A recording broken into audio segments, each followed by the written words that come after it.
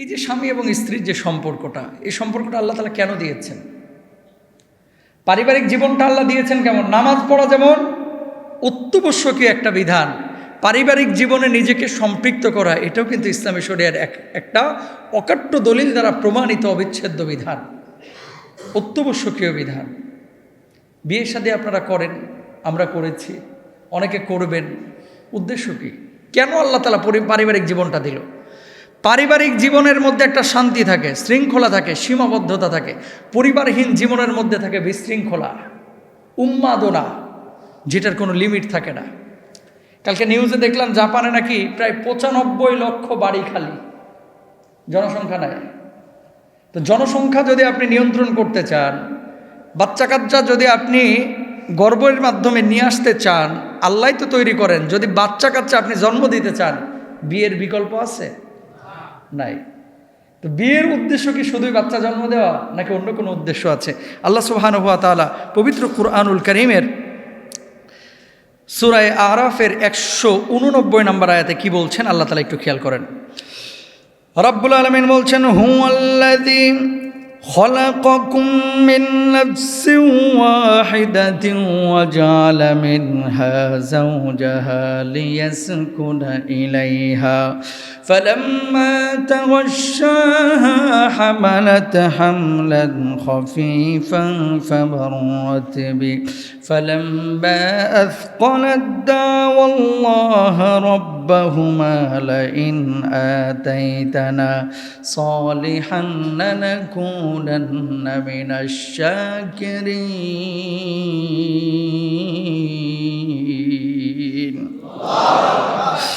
রব্বুল আলামিন কি বলছেন খেয়াল করেন। তিনি সেই সত্তা যিনি তোমাদিগকে সৃষ্টি করেছেন একমাত্র সত্তা থেকে, আর তার থেকেই তৈরি করেছেন তার জোড়া, যাতে তার কাছে স্বস্তি পেতে পারে।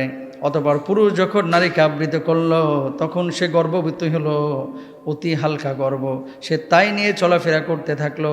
তারপর যখন বোঝা হয়ে গেল, তখন উভয়ে আল্লাহ তাআলাকে ডাকলো, যিনি তাদের পালনকর্তা। তুমি যদি আমাদেরকে সুস্থ ভালো দান করো, তবে আমরা তোমার শুকরিয়া আদায় করব। বলুন সুবহানাল্লাহ। অর্থটা বললাম। রাব্বুল আলামিন কি বললেন? নারী এবং পুরুষের মধ্যে আল্লাহ রাব্বুল আলামিন যে জোড়া তৈরি করেছেন, এই জোড়াটা হচ্ছে স্বস্তির জন্য, শান্তির জন্য, ভালোবাসার জন্য, স্থিরতার জন্য। বউ বিয়ে করেছেন, স্ত্রী আপনারা স্বামী হিসেবে গ্রহণ করেছে। সে বউয়ের কাছে গিয়ে যদি শান্তি না পান, স্বস্তি না পান, যদি মারামারি হয়, ঝগড়াই হয়, সেই পরিবারটা স্বস্তির পরিবার হয় না, সেই পরিবারটা আগুনের জাহান্নামের টুকরায় পরিণত হয়। বিয়ের উদ্দেশ্য কি তাহলে? কি পাইলেন? আল্লাহ তাআলা এই সূরা আরাফের এই আয়াতটার মাধ্যমে বলতেছে যে বিয়ের উদ্দেশ্য হচ্ছে যাতে করে একে অপরের কাছে যাইতে পারো, স্বস্তি পাও। রব্বুল আলামিন এরপরে বললেন যে স্বস্তি পাওয়ার পরে যখন একটা মুহূর্তে তোমরা মেলামেশা করবা, আমি আল্লাহ রব্বুল আলামিন ইশারা করে তোমাদের ভিতরে গর্ভপাত ঘটাইব, বাচ্চা কাচ্চা দান করব। ওই বাচ্চা কাচ্চা আমি আল্লাহ রব্বুল আলামিন দুনিয়াটাকে সুন্দর করে গড়ে তুলব, সুন্দর করে তুলে ধরব। পরীক্ষা স্বরূপ আল্লাহ সুবহানাহু ওয়া তাআলা বাচ্চা কাচ্চা আমাদেরকে দেন। রব্বুল আলামিন মায়ের পেটের মধ্যে বিভিন্ন ধরনের টেকনোলজিরা ফিট করে দিয়েছেন, সেটিং করে দিয়েছেন। 1 দিন না, 2 দিন না, 3 দিন না, 10 মাস 10 দিন আল্লাহ রব্বুল আলামিন মায়ের আধা হাত লম্বা পেটের মধ্যে আপনাকে রক্ষণাবেক্ষণ করেছেন, ঠিক কিনা? রব্বুল আলামিন কি বলছেন? সুম্মা খলাকনান নুতফাতা আলাকাতান ফাখলাকনাল আলাকাতা মুদগাতান ফাখলাকনাল মুদগাতা ইদামান ফাকাসাউনাল ইদামা লাহমা।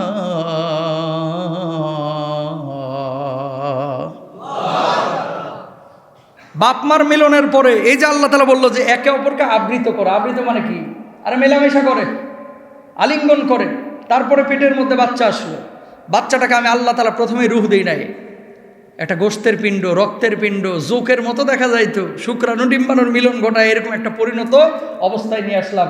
এরপরে এই বাচ্চাটাকে আমি আল্লাহ সুবহানাহু ওয়া তাআলা কি করলাম? হাড় দিলাম, গোশত দিলাম, চামড়া দিলাম, এর ভিতরে রক্ত সঞ্চার করলাম। আমি আল্লাহ তাআলা ইশারা করলাম, ইশারার পরে রূহটা ওই বাচ্চার হৃৎপিণ্ডে গিয়ে হিট করলো। বাচ্চাটা এবার পিলপিল করে মায়ের পেটের মধ্যে নড়াচড়া শুরু করলো। ইশারা কার? আল্লাহ। প্রিয় ভাইরা আমার, সুতরাং শুধু বিয়ে করার উদ্দেশ্য সুখ পাওয়া না, শান্তি পাওয়া না, পরিবার টিকিয়ে রাখা, বংশ টিকিয়ে রাখা। এই জামানায় একটা স্লোগান আপনারা অনেকেই শোনেন, 2টা সন্তানের বেশি না, একটা হইলে ভালো হয়। জনসংখ্যা কোনো দিন পৃথিবীর বুকে অভিশাপ না, জনসংখ্যা জনসম্পদে রূপান্তরিত হবে যদি জনসংখ্যার ওই জনগণগুলো ভালো হয়, চোর চিটার বাটপার না হয়। সত্য না মিথ্যা? জাপানে ঘোষণা করা হচ্ছে বাচ্চা কাচ্চা নাও, ভাতা দিব। প্রতি মাসে কত টাকা? বাংলাদেশি টাকায় লাখখানিকের উপরে পায় এরা। যে একটা বাচ্চা নেই ভাই, তা বাচ্চা নেয় না, বিয়েই করে না, ফুর্তি টুর্তি করে, বাচ্চা নিচ্ছে না।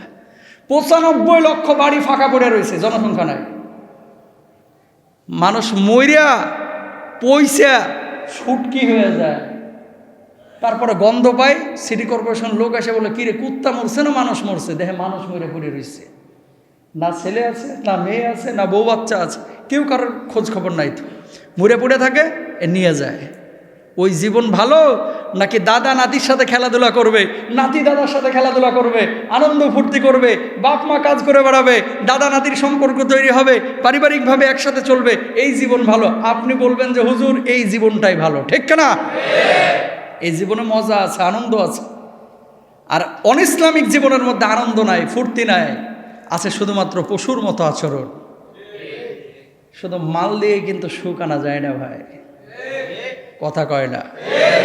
টাকায় যদি সুখে রাখতে পারতো মানুষকে, পৃথিবীর সব শিল্পপতিরা জান্নাতের মধ্যে থাকতো দুনিয়াতে, ঠিক করে বলেন? আপনি দেখেন সুখ, দেখেন কা কিডনি পয়সা রয়েছে। আপনি দেখেন সুখ, দেখেন কা মানজা ব্যথায় ঘুমাইতে পারে না। আপনি দেখেন সুখ, দেখেন এসির বাতাস খাইতে পারে না, কিন্তু লাগায় রাখছে 8 টন, কথা কয় না। এসি লাগায় রাখছে 8 টন, মাগার বাতাস খাইতে পারে না। কারণ কি? হুজুর ঢুকলেই খালি মাথায় যেন বাড়ি মারলো, এরপর অক্সিজেন পায় না, ঝিম মেরে কুচে মুরগির মতো পড়ে থাকে, আছে না? তাহলে কি? বিয়ে শাদীর উদ্দেশ্য একটা আছে, সেটা হচ্ছে স্বস্তি পাবেন। বিয়ে শাদীর উদ্দেশ্য কি? বংশ টিকিয়ে রাখবেন। জনসংখ্যা বাড়লে লস নাই, জনসংখ্যা বাড়লে লাভ, কিন্তু প্রপার ইউজ করতে হবে, শিক্ষা দীক্ষা দিতে হবে। খালি আন্ডা বাচ্চা ফুটাইলাম আর আল্লাহর রাস্তায় ছেড়ে দিলাম, আল্লাহর মাল আল্লাহ দেখুক, না, আল্লাহ কথা বলে নাই। রাব্বুল আলামিন কি বলছেন খেয়াল করেন, ওয়ালাল মাউলুদি লাহু রিজকুহুন্না ওয়া কিসওয়াতুহুন্না বিল মারুফ।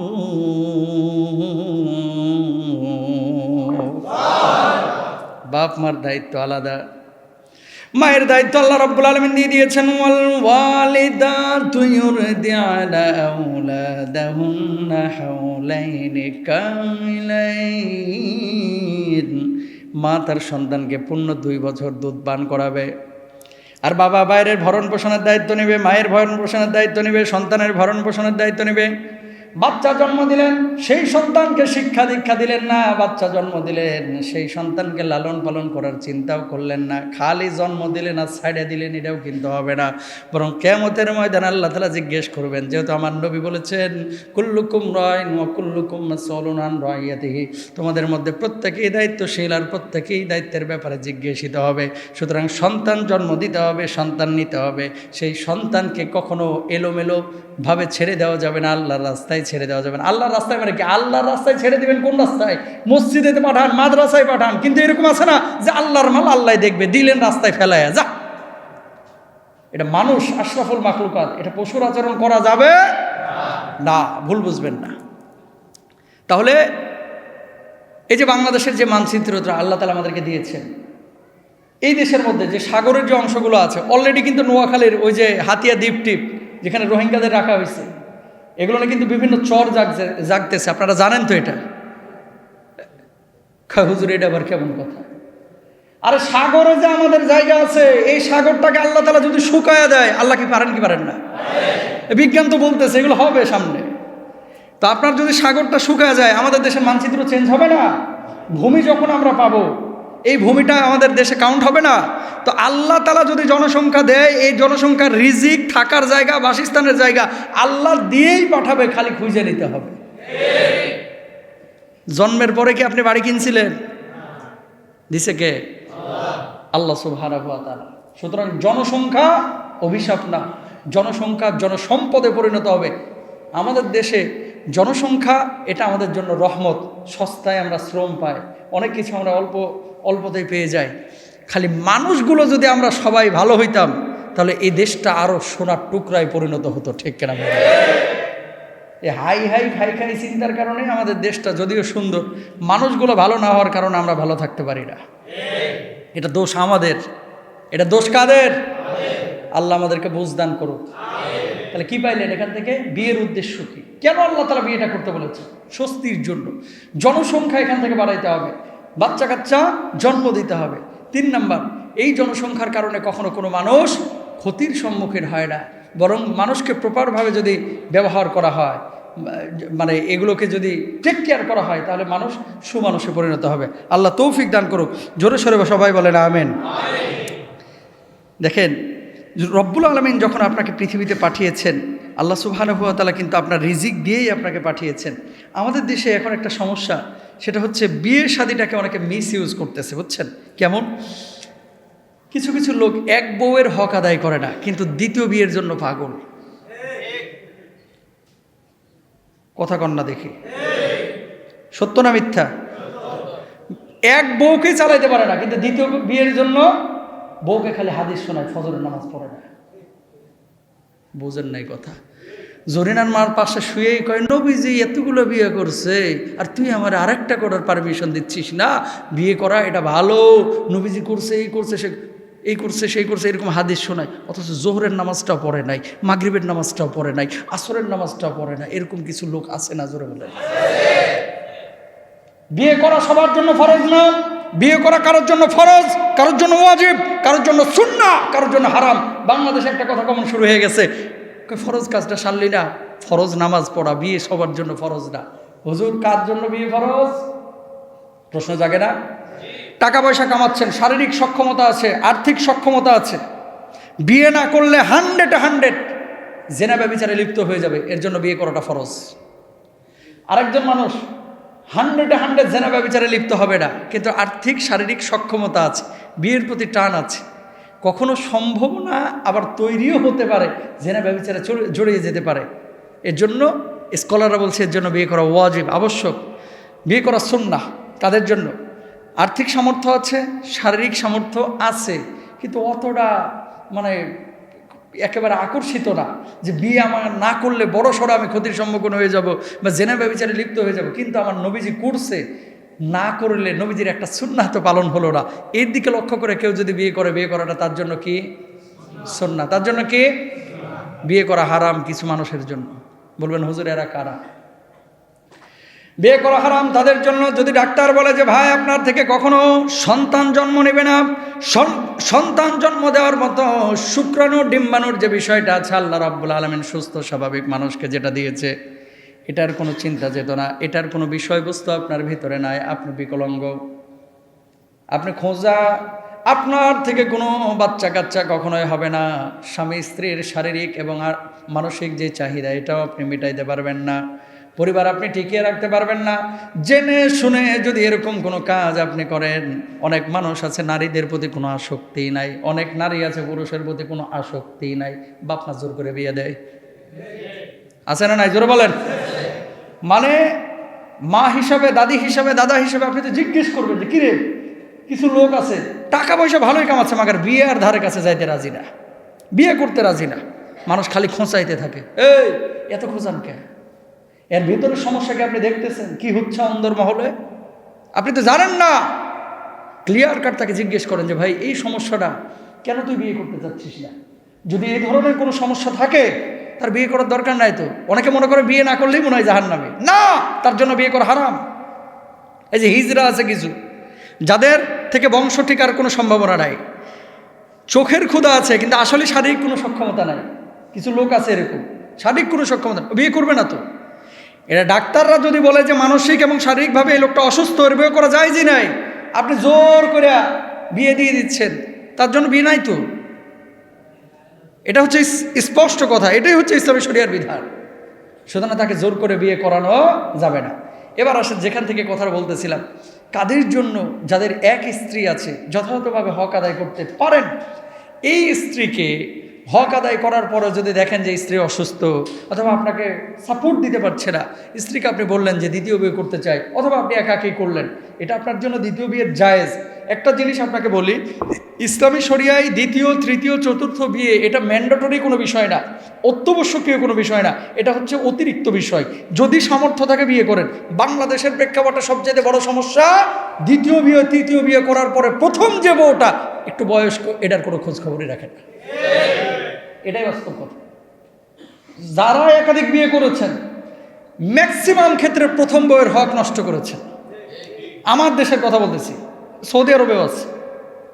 তো বিয়ে একাধিক করা এটা আবশ্যকীয় কোনো বিষয় না। হ্যাঁ, যদি আপনি এক স্ত্রীকে বিয়ে করার পরে আপনার চরিত্র খারাপ, অন্য বিয়ে না করলে আপনি এদিক সেদিকে খালি চিপা চাপা খুঁজবেন, অন্য মেয়ের দিকে লোলুপ দৃষ্টিতে তাকাবেন, আপনি তো গুনাহ করেছেন। সেক্ষেত্রে আপনাকে বলবো আপনার দ্বিতীয় বিয়ে করা ভালো, অন্তত জেনা ব্যভিচারের চাইতে। আর এক্ষেত্রে আমার মা বোনদেরও সাপোর্ট করা উচিত। কেন? কিছু জামাই আছে থাইল্যান্ডে গিয়ে গোপনে জেনা করে, কিছু জামাই আছে কক্সবাজারে গিয়ে জেনা করে, কিছু জামাই, আমি তো স্পষ্টই বলি, কোনো লুকোচুরি নাই, কিছু জামাই আছে চুপে জামাই মহিলাদের সাথে, মেয়েদের সাথে পরক্রিয়া করে, আছে না নাই? জোরে বলেন। তো এর চাইতে এরা বৈধভাবে বলেন যে তুমি আমার হক আদায় করো, যদি সামর্থ্য থাকে তুমি আরেকটা বিয়ে করো, তাও জেনা ব্যভিচার করো না। কথা বুঝছেন? রাব্বুল আলামিন কি বলছেন খেয়াল করেন, فانكحوا ما طاب لكم من النساء مثنى وثلاث ورباع।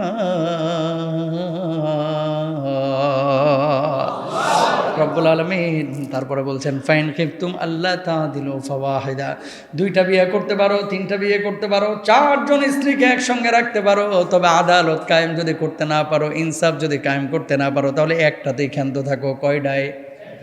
আয়াতের শুরুর অংশ অনেকে বলে, কিন্তু শেষের অংশ আর বলে না। বুঝেন নাই কথা? আয়াতের শুরুর অংশটা বলে যে বলছে আল্লাহ চারটা বিয়ে করতে। আরে বেটা, আল্লাহ চারটা বিয়ে করার পরে আবার কি বলছে এটা বলিস না কেন? আল্লাহ বলছে যদি না পারো একটাতেই ক্ষান্ত থাকো, তো ওই অংশটা বলো না কেন? ডাল মে কুছ কালা, কথা সত্য মতলব খারাপ। কথা বলেন, কথা সত্য মতলব খারাপ। সুতরাং সামর্থ্য যাদের আছে তারা করতে পারেন, যার সামর্থ্য নেই বাপরে বাপ একটার সাথেই পারে না, চারটার লাগে অস্থির, জুতা মাইরা চারা ফাটায় ফেলা উচিত বদমাইশদের, কারণ সবগুলোর হক নষ্ট করে। আমার কাছে এই যে শনিবার তো আমি সওয়াল জবাব করি, এই সওয়াল জবাবের উত্তর আবার আপনাদের এখানেও, ওখানে তো লাইভ দিই, নির্বাচিত কিছু প্রশ্ন নিয়ে এখানেও 10টা থেকে 11টা উত্তর দিই। এই যে দ্বিতীয় তলায় এই প্রশ্ন উত্তরগুলা হক 1 ঘন্টা প্রতি শনিবার বিকেল 4টা থেকে 5টা। ম্যাক্সিমাম ক্ষেত্রে দ্বিতীয় বিয়ে যেগুলো করে, প্রথম বউয়ের বাচ্চা কাচ্চার হক তো আদায় করে না, এবং বউয়ের হকও ঠিক মতো আদায় করে না, অথচ দ্বিতীয়টার সাথে আবার কক্সবাজার ঘুরতে যায়, থাইল্যান্ডে ঘুরতে যায়। হারাম। এদের পরিণতি কি? আল্লাহ নবী সাল্লাল্লাহু আলাইহি ওয়াসাল্লাম কি বলছেন? সুনানে তিরমিজি হাদিস নাম্বার কত? 1141। সুনানে তিরমিজির হাদিস, ইদা কানা ইনদার রাজুলি ইমরাতান ফালাম ইয়াদিল বাইনাহুমা জাআ ইয়াউমাল কিয়ামাতি ওয়া শুক্কুহু সাগিদুন। কোনো ব্যক্তির কাছে যদি দুজন স্ত্রী থাকে, সে তাদের মাঝে যদি সমতা অবলম্বন না করে, তাহলে সে কিয়ামতের দিন বিকলঙ্গ হয়ে, পঙ্গু হয়ে, বিকারগ্রস্ত হয়ে, পক্ষাঘাতগ্রস্ত হয়ে উঠবেন। বলুন নাউজুবিল্লাহ। ল্যাংড়া হবে, লুলা হবে, কানা হবে, প্রতিবন্ধী হয়ে উঠবে, যার 2 বউ আছে কিন্তু 2টারে সমান অধিকার দেয় নাই। সুতরাং খালি নিয়ত থাকলেই হবে না, সামর্থ্য থাকা লাগবে, হওয়া যাবে না। বিয়ে শাদী যখন আপনারা করেন, এটাও সত্য, টাকা তো বিয়ের আগেও কামিয়েছেন, টাকা বিয়ের পরেও কামাচ্ছেন। বউ ঘরে আসার পরে রিজিকের মধ্যে বরকত, মানে বিয়ের আগে যা ছিল তার চাইতে বাড়ে না কমে? সবাই একমত তো? যদি সন্দেহ থাকে হাত তুলে দেখাবেন যে হুজুর আমার বাড়ে নাই, বরং বউ আইনে আরো ঠকছি, বউ আইনে রিজিক আরো কমছে। যদি এরকম কেউ থাকে একজন হাত তুলে দেখান তো যে হুজুর বউ নিয়ে আসার পরে রিজিক কমে গেছে। জোরে সোরে বলেন আলহামদুলিল্লাহ। যদি বলেন যে বিয়ের পরে রিজিক কমছে, তাহলে জানতে হবে যে হয় আপনার সমস্যা, নাহলে আপনার বউয়ের সমস্যা। বলবেন হুজুর কেমনে? শোনেন, আল্লাহ সুবহানাহু ওয়া তাআলা কোরআনুল কারীমের মধ্যে কি বলছেন? সূরা নূরের অর্থাৎ 24 নম্বর সূরার 32 নম্বর আয়াতে খেয়াল করেন।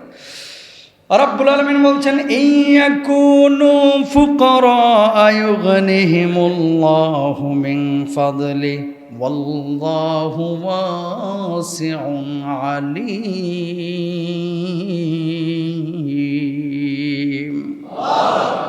তারা যদি নিঃস্ব হয় তবে আল্লাহ নিজ অনুগ্রহে তাদের সচ্ছল করে দিবেন। আল্লাহ প্রাচুর্যময় সর্বজ্ঞ। আপনি বিয়ে করলেন, গরিব মানুষের মেয়েকে বিয়ে করেছেন অথবা ধনী মানুষের মেয়েকে বিয়ে করেছেন, আপনার শ্বশুর শাশুড়ি সারা জীবন আপনারা খাওয়াবে না। আপনি যদি আল্লাহর ওপরে তাওয়াক্কুল করেন, নিজের চরিত্রটাকে রক্ষণাবেক্ষণের জন্য একজন মেয়েকে নিয়ে আসেন, আপনি ঘরে বউ নিয়ে আসবেন, ওই বউ তার রিজিক আল্লাহ রব্বুল আলামিনের কাছ থেকে নিয়ে আসবে। আপনি চিন্তা করছেন কি খাওয়াবেন, আল্লাহ বলছে চেষ্টা কর, আমি আল্লাহ রব্বুল আলামিন তোর জন্য এতদিন রিজিক ছিল, এখন তোর বউয়ের জন্য রিজিক তোর হাত দিয়ে দিব। বাচ্চা কাচ্চা যখন হয় রিজিক আরো বাড়ে, কথা বলেন না কেন? বাচ্চা কাচ্চা যখন হয় রিজিক আরো বাড়ে। হুজুর প্রথম ছেলেটা যখন বাচ্চা হয়েছিল তখন ছিল একরকম ইনকাম, হুজুর দ্বিতীয় বাচ্চাটা যখন হয়েছে ইনকামটা আরেকটু বাড়ছে। বুকে সাহস আছে নি দু একজন যে হুজুর, মানে একবারে গোপনীয়তা না, শেখার জন্য বলতেছে। দেখেন বাংলাদেশের বড় বড় মিডিয়া সবাই কিন্তু এখানে আছে, শেখার জন্য বলতেছে যে হুজুর যখন বিয়ে করলাম বেতন ছিল 30,000, বিয়ে যখন করার পরে বাচ্চা হলো বেতন হয়ে গেছে 40,000, দ্বিতীয় বাচ্চার পরে আরও বাড়ছে, বেতন হয়েছে 50,000, বা ইনকাম হয়েছে 50,000, দোকানে বরকত হয়েছে। এরকম একজন আছেন এখানে? মাশাআল্লাহ মাশাআল্লাহ। কাকা সামনে আসেন দেখি, আপনি আসেন, সত্য কথা বলবেন, কোনো লুকোচুরি করবেন না। আপনি আসেন, একটু আসেন না, ওই পেছনের ভাই আপনি আসেন। প্র্যাকটিক্যাল দেখেন, কোরআনের আয়াত আমার আল্লাহ কোরআনে যা বলেছে সেটাই সত্যি। কথা বলেন, সত্য না মিথ্যা? সত্য। আজকে মানুষ এখানে দাঁড়ান, ম্যাক্সিমাম মানুষ এই কনফিউশনে ভোগে যে বাচ্চা যে নিব, এই বাচ্চা নেওয়ার পরে খাওয়াবো কি? কথা বলেন না কেন? অধিকাংশ মানুষের এই চিন্তা যে বাচ্চাতে নিব, খাওয়াবো কি? আমি বলি আপনার বাচ্চা দুনিয়া আসছে, খাওয়ানোর চিন্তা আপনি চেষ্টা করবেন, খাওয়ানোর জিম্মাদারি নেবেন যিনি, তিনি কে? আরো জোরে বলেন, তিনি কে? কাকা সত্য করে একটা কথা বলেন, যে যখন বিয়ে করছিলেন বেতন কত পাইতেন, আর বিয়ের পরে বাচ্চা কাচ্চা হওয়ার পরে বেতন বা ব্যবসা বাণিজ্যে ইনকাম কেমন হলো, ডিস্টেন্স কেমন? একবারে 30 সেকেন্ডে বলে দেন। আমি যখন প্রথম আসসালামু আলাইকুম ওয়া রাহমাতুল্লাহ, এখানে বলেন। হ্যাঁ, আসসালামু আলাইকুম ওয়া রাহমাতুল্লাহি ওয়া বারাকাতুহু। আমি যখন প্রথম বিয়ে করি তখন 1650 টাকা বেতন পাই। মাশাআল্লাহ। তারপরে প্রথম বাচ্চা যখন হয় তখন 20,000 টাকা বেতন পাই। মাশাআল্লাহ বলবেন না? দ্বিতীয় বাচ্চা যখন হয় তখন 25,000 টাকা পাই। তৃতীয় বাচ্চা যখন হয় তখন 30,000 টাকা পাই। চতুর্থ বাচ্চা যখন হয় তখন 55,000 টাকা বেতন পাই। বর্তমানে 75,000 টাকা বেতন পাচ্ছি আমি। লিল্লাহে তাকবীর, লিল্লাহে তাকবীর। প্রমাণ পাইছেন? যান, আল্লাহ তাআলা আরো বারাকা দান করুক, আমিন বলেন। আপনি আসেন, বলেন বিয়ের সময় বেতন কত ছিল? আসসালামু আলাইকুম। আমি যখন বিয়ের আগে যখন চাকরি করছি তখন ছিল 5300 টাকা। বিয়ে করার পরে 8,000 টাকা হয়েছে। এরপরে যখন প্রথম বাচ্চা হয় 25,000, এরপরে ধাপে ধাপে 30,000 হয়েছে। এখন আমার বউ প্রেগনেন্ট, এখন আমি বেতন পাই 33,500। লিল্লাহে তাকবীর। আল্লাহ আরো বারাকা দান করুন, জাযাকাল্লাহ। কষ্ট পান নাই তো? এটা শেখার জন্য। যারা কনফিউশনে আপনারা ভোগেন যে আসলে খাওয়াবো কি, দেখেন আর রিজকু মাকসুমুন, রিজকের মালিক কে? দুনিয়ার কোনো মানুষ ভাই আপনাকে খাওয়ায় না। তাকান, 3 লাখ কামাইলেন, যদি ডাক্তারের পেছনে ঘুরতে ঘুরতে 3.5 লাখ শেষ হয়ে যায়, লাভ আছে ঘোরার ডিমের উপর, কিন্তু কামাইছেন 20,000, সুস্থতার জীবন পেয়েছেন, আপনি পৃথিবীর বুকে সবচেয়ে সুখী মানুষ। আমিন বলেন না? আমাদের 2 জন ভাই স্বীকার করেছে, এরকম হাজার হাজার ভাই এখানে বসে আছেন উপরে নিচে। আল্লাহ তাআলা সবার রিজকের মধ্যে আরো বারাকা দান করুন। বাংলাদেশের একজন প্রসিদ্ধ বক্তা, পরিচিত ফেস, আমার সাথে মাহফিলে দেখা, হুজুর ভাই, প্রথম মেয়েটা যখন হলো গাড়ি কিনলাম, দ্বিতীয় মেয়েটা হলো ফ্ল্যাট কিনলাম, তৃতীয় মেয়েটা হলো এখন আল্লাহ তাআলা এত রিজিক বাড়ায় দিয়েছে, এখন আর ফ্ল্যাট না, একটা বাড়ির আল্লাহ তাআলা ব্যবস্থা করে দিয়েছে। তো বাচ্চা কাচ্চা এবং বউ যখন নিয়ে আসবেন তার রিজিক নিয়ে সে আসবে, কখনো হেজিটেশনে বা হতাশায় আমরা ভুগবো না। সবাই বলেন ইনশাআল্লাহ।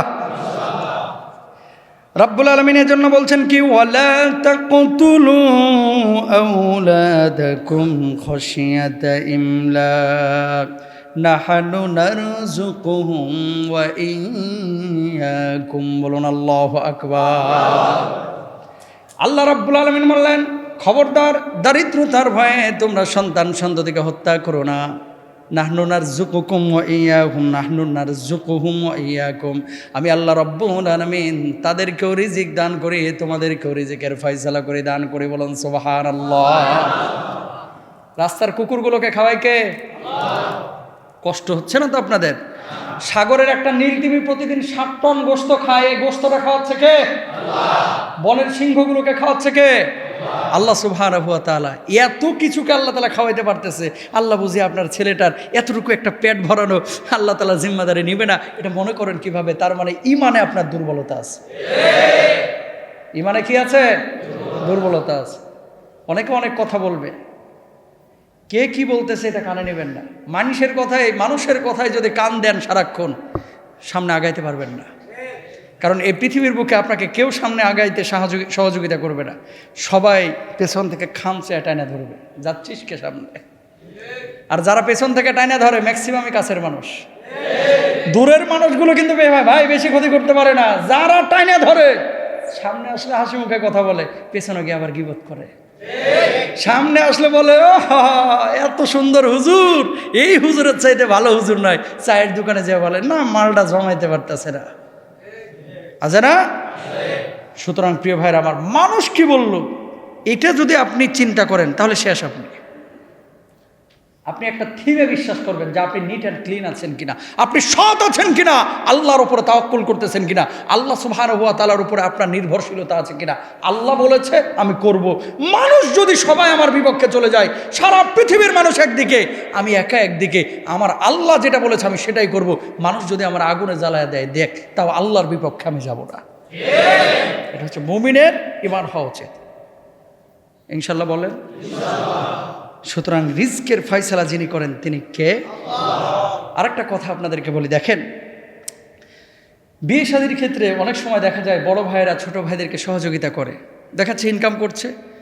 আজকে ছোট ভাইয়ের বিয়ে বড় ভাই খরচ করেছে 3 লাখ 4 লাখ 5 লাখ, বড় ভাই ছোট ভাইয়ের বিয়েতে খরচ করে। অধিকাংশ ছোট ভাইগুলো বড় ভাইয়ের এই কৃতজ্ঞতাটা পর্যন্ত ভুলে যায় এবং স্বীকারও করে না পরবর্তীতে যে ভাই আমাকে সহযোগিতা করেছিল। ম্যাক্সিমাম ক্ষেত্রে ভাইরা ভুলে যায়, বুঝছেন, এটা স্বীকার করে না। আবার আরেকটা বিষয় আপনাদেরকে বলি, দুর্বল যদি পরিবারে কেউ থাকে, দুর্বল আছে না, 2 ভাই বেকার, 3 জন কাজ করতেছে, অথবা 2টা বোন আছে, বয়স হয়ে গেল 33 34 35 বছর, এখনো বিয়ে শাদী হচ্ছে না, এরকম হয় কি হয় না? এরকম যদি পরিবারের মধ্যে কোনো ভাই বা বোন থাকে, খবরদার এদেরকে তুচ্ছ তাচ্ছিল্য করবেন না। সবাই বলেন ইনশাআল্লাহ। বলবেন হুজুর কেন? দেখেন, আনাস ইবনে মালিক রাদিয়াল্লাহু তাআলা আনহু থেকে বর্ণিত, আল্লাহর নবী সাল্লাল্লাহু আলাইহি ওয়াসাল্লামের যুগের ঘটনা। 2 ভাই ছিল। এক ভাই আল্লাহর নবী সাল্লাল্লাহু আলাইহি ওয়াসাল্লামের দরবারে এসে, মজলিসে এসে সব সময় বসে থাকতেন, নবীজির কথাগুলো শুনতেন, হাদিস শুনতেন, দ্বীনি কথাবার্তা শুনতেন। আরেক ভাই বাইরে কাজ কাম করতেন। সেই ভাই এসে বললেন, ও নবীজি, আমার ভাই তো আপনার দরবারে এসে বসে থাকে, সে তো কোনো কাজ কাম করে না, রোজগার করতে পারে না। অপর ভাই কাজ করতো, সে একদিন নবীজির দরবারে এসে অভিযোগ করলো সে কোনো কাজ করে না, আপনি তার ব্যাপারে কিছু বলেন। আল্লাহ রাসূল জবাব দিলেন, শোনো, হতে পারে আল্লাহ রাব্বুল আলামিন তোমার ওই দুর্বল ভাইয়ের কারণে আল্লাহ সুবহানাহু ওয়া তাআলা তোমাকে রিজিক দিচ্ছেন। বলুন সুবহানাল্লাহ। কেন এই কথাটা বলতেছি? ছোট বাচ্চা যখন জন্ম নিচ্ছে, একটা বড় মানুষের ও ডাল দিলেও ভাত খেয়ে ফেলায়, আলু ভর্তা দিলেও ভাত খেয়ে ফেলায়, আর ছোট বাচ্চা যেগুলা, এগুলো তো ব্র্যান্ডের দুধ ছাড়া খাইতে চায় না। কথা বলেন না কেন? এখন ভাই বড় মানুষকে পালতে সহজ ছোট মানুষের চাইতে। ছোট মানুষের পেছনে দুধের ডিব্বা এক একটা 1500 টাকা, 1600 টাকা, 1700 টাকা এরকমও আছে। তো যদি 4 ডিব্বা খায় তাহলে তো 2টা বড় মানুষের খানা একাই খাইছে। পেট কিন্তু উদ্দুরা, কিন্তু দুধ আর দাম আবার এত বড়। কথা কর না কেন? পেটটা ছোট কিন্তু চাহিদা আবার বেশি, বিষ বেশি। কেন বলতেছে এই কথাটা? এই ছোট বাচ্চাটা যখন জন্ম নিল, আপনি কি এই বাচ্চাটাকে জন্ম দেওয়ার পরেই চিন্তা করেছেন যে যা ইনকাম করে খাওয়া? এ বাচ্চারা বলছেন? বলেন নাই কিন্তু, আপনার মাথায় সেট আপ দেওয়া ছিল এটা যে বাচ্চাটা জন্ম নিচ্ছে, এটারে 22-23 বছর আমার সার্ভিস দেওয়া লাগবে। কথা বলেন না কেন?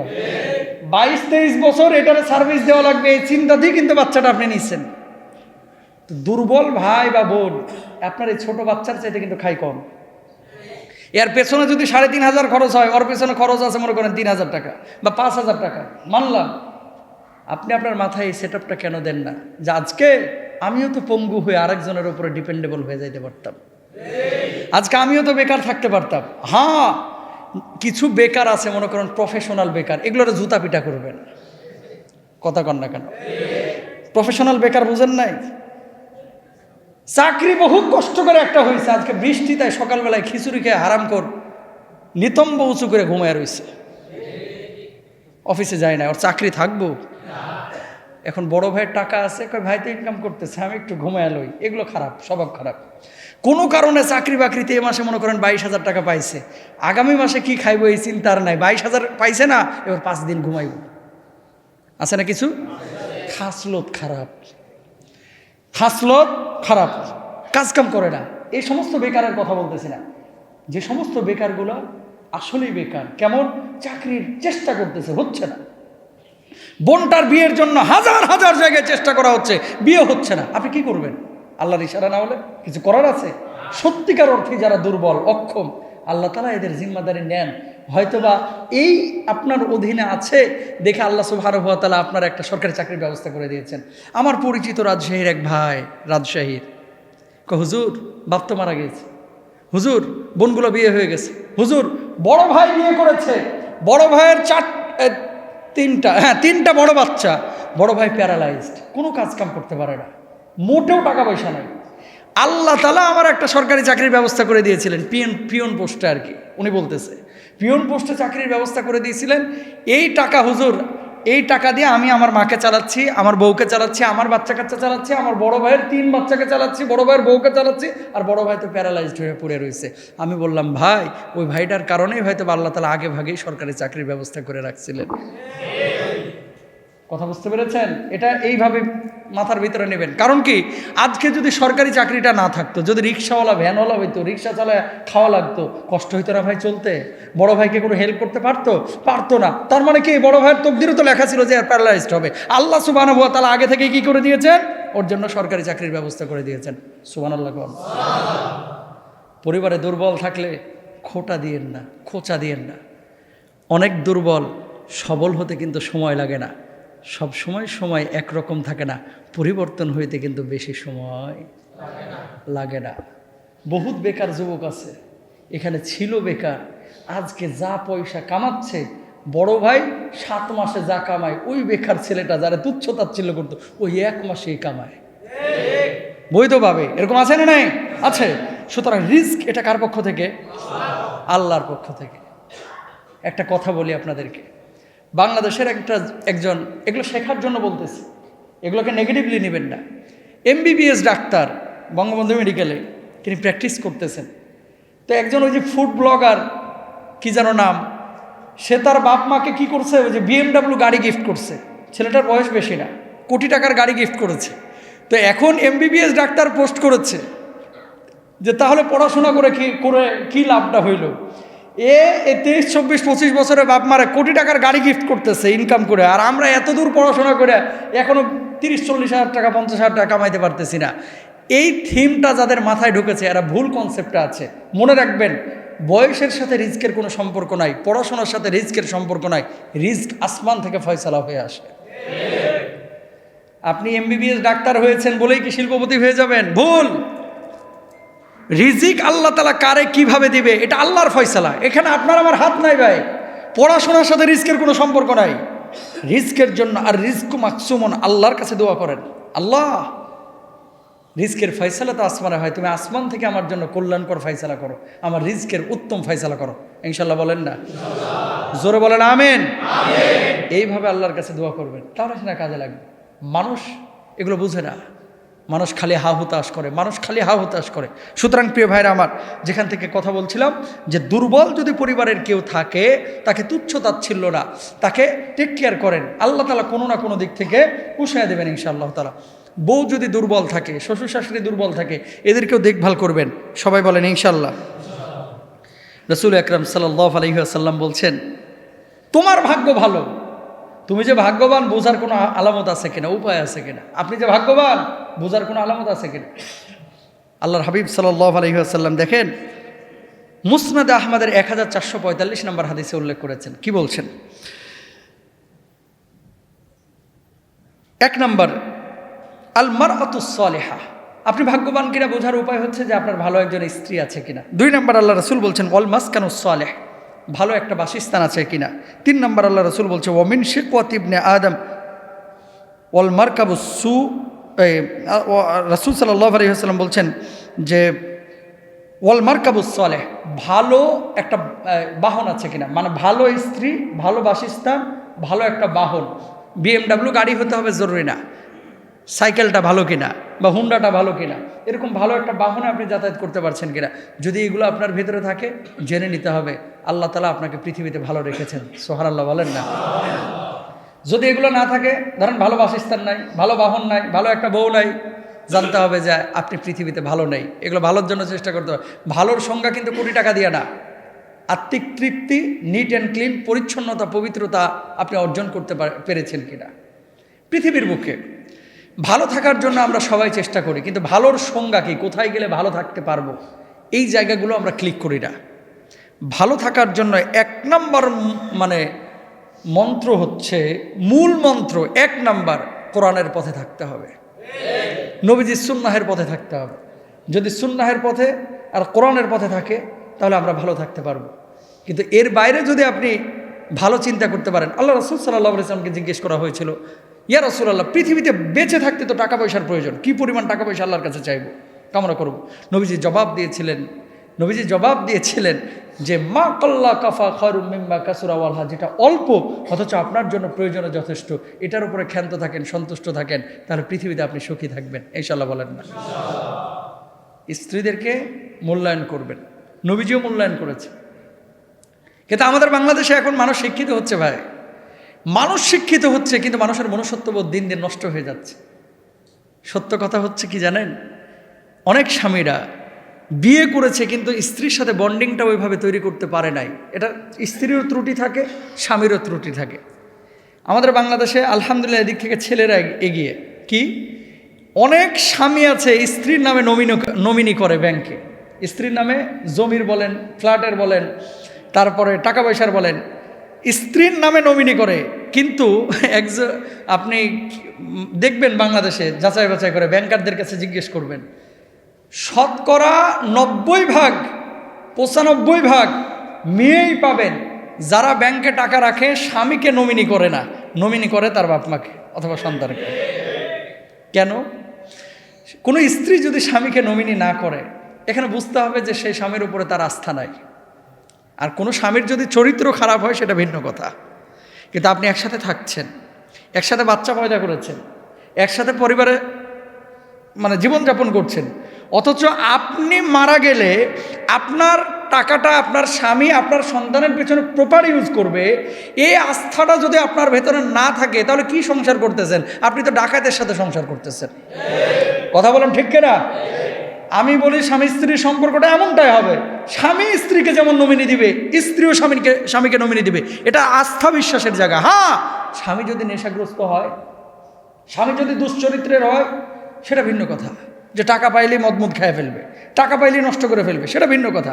কিন্তু অধিকাংশ ক্ষেত্রে স্ত্রীরা চিন্তা করে না জানি কখন ছাইড়া দেয়, না জানি কখন ছেড়ে দেয়, না জানেন কখন ভেঙে যায়। এরকম কেন? এরকম করবেন না। স্বামী স্ত্রীর সম্পর্ক, ভালোবাসা, মহব্বত, দেখেন নবীজি হাদিসে কি বলতেছে, আল মারআতুস সালিহা, কোনো স্ত্রী যদি স্বামী যদি কোনো সৎ স্ত্রী পায়, সে মানুষটা সৌভাগ্যবান। তাহলে সেখানে তো আমাদেরকে খেয়াল করতে হবে যে স্বামী নিজেদেরকে সৎ থাকতে হবে, স্ত্রীদেরকেও সৎ রাখার চেষ্টা করতে হবে। সবাই বলেন ইনশাআল্লাহ। প্রিয় ভাইরা আমার, বিয়ের উদ্দেশ্য শুধুমাত্র বাচ্চা পয়দা করা না, বিয়ের উদ্দেশ্য শুধুমাত্র শারীরিক সুখ না। বিয়ের উদ্দেশ্য যতগুলো আছে এর মধ্যে গুরুত্বপূর্ণ উদ্দেশ্য হচ্ছে নিজের ইজ্জত আবরু হেফাজত করা, চরিত্রটাকে সুন্দর করা। জোরে সোরে বলেন সুবহানাল্লাহ। আল্লাহ নবী সাল্লাল্লাহু আলাইহি ওয়াসাল্লাম বলছেন, মাইয়াতমানুলি মা বাইনা লাহিয়াইহি ওয়া মা বাইনা রিজলাইহি আযমান লাহুল জান্নাহ। যে ব্যক্তি আমাকে তার জবান এবং লজ্জাস্থানের হেফাজতের নিশ্চয়তা দেবে, আমি তাকে জান্নাতের নিশ্চয়তা দিয়ে দেব। বলুন সুবহানাল্লাহ। দুই চোয়ালের মাঝখানে একটা অংশ রয়েছে, সে অংশটার নাম কি? জিহ্বা, জিহ্বা। দুই ঠ্যাঙের মাঝখানে, রানের মাঝখানে একটা লজ্জা স্থান আছে, নারীরও পুরুষেরও। আল্লাহর নবী বলছেন, কেউ যদি জবানকে হেফাজত করে, যেখানে সেখানে যা তা মুখে না নেন, না বলে, আর লজ্জা স্থানটাকে যদি বৈধ উপায়ে বৈধ স্থানে ব্যবহার করে, আল্লাহ রাব্বুল আলামিন তার জান্নাত দিবেন, আর সেই জান্নাতের জিম্মাদার আমি নবী হয়ে যাব। এজন্য আল্লাহ রাব্বুল আলামিন কি বলছেন খেয়াল করেন, ওয়াল্লাযীনা হুম লিফুরুজিহিম হাফিযুন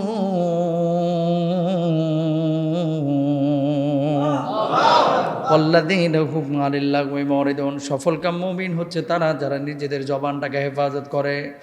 ওই সমস্ত মুমিনরাও সফলকাম যারা লজ্জা স্থানটাকে হেফাজত করে। অবৈধ জায়গায়, অবৈধ স্থানে অবৈধভাবে প্রেম নিবেদন করা যাবে না। ওয়ারাজুলুন তালাবাতহু ইমরাতু যাতি মানসাবিন ওয়া জামালিন ফাকালা ইন্নী আখাফুল্লাহ। কিয়ামতের ময়দানে আল্লাহ রাব্বুল আলামিন সূর্য যখন মাথার উপরে নিয়ে চলে আসবে, মগজগুলো টকবক টকবক করে ফুটতে থাকবে, ঘামে মানুষ হাবুডুবু খাবে। সেদিন মানুষ চিৎকার করবে, বাঁচাও বাঁচাও বলে, কেউ কারো কোনো উপকারে আসবে না। এমন মুহূর্তে আল্লাহ নবী সাল্লাল্লাহু আলাইহি ওয়াসাল্লাম বলছেন, যাদেরকে আরশের নিচে বিশেষ ছায়া দেওয়া হবে, এক শ্রেণীর মানুষ আছে যে মানুষগুলোকে অবৈধ প্রেমের জন্য ডাকা হয়েছিল, জেনা ব্যভিচারের জন্য আহ্বান করা হয়েছিল, আর তারা বলেছিল ইন্নী আখাফুল্লাহ, আমি আল্লাহকে ভয় পাই, তোমার সঙ্গে অবৈধ প্রেম নিবেদন করতে পারবো না। আল্লাহর নবী বলছেন, ওই মুহূর্তে, সংকটাপন্ন মুহূর্তে আল্লাহ রাব্বুল আলামিন ওই মানুষগুলোকে আরশের নিচে বিশেষ ছায়া দিবেন।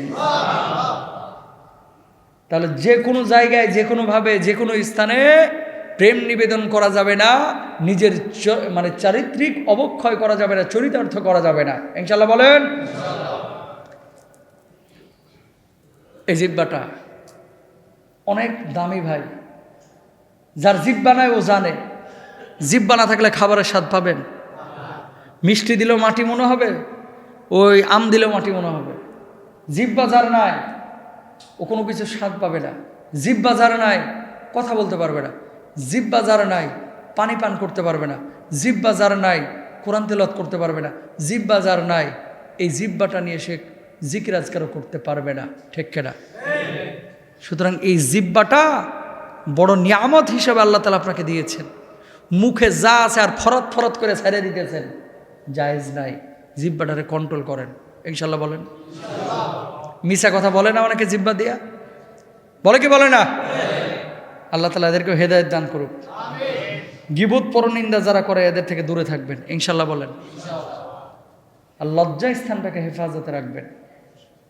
ছেলে হন বা মেয়ে হন, যারা ওপর থেকে শুনছে আমার মা বোনেরা বাইরে থেকে, এই লজ্জা স্থান আর যদি জিহ্বাটাকে হেফাজত করতে পারেন, আল্লাহ সুবহানাহু ওয়া তাআলা আপনার জন্য জান্নাতের ফয়সালা করবেন। ইনশাআল্লাহ বলেন। পুরো আলোচনা থেকে অনেক কিছু আপনারা আজকে শুনলেন। আল্লাহ সুবহানাহু ওয়া তাআলা আমাদের সবাইকে সেই তৌফিক দান করুন। আল্লাহ সুবহানাহু ওয়া তাআলা আমাদেরকে বুঝে বুঝে আমল করার তৌফিক দান করুন। সবাই বলেন আমিন।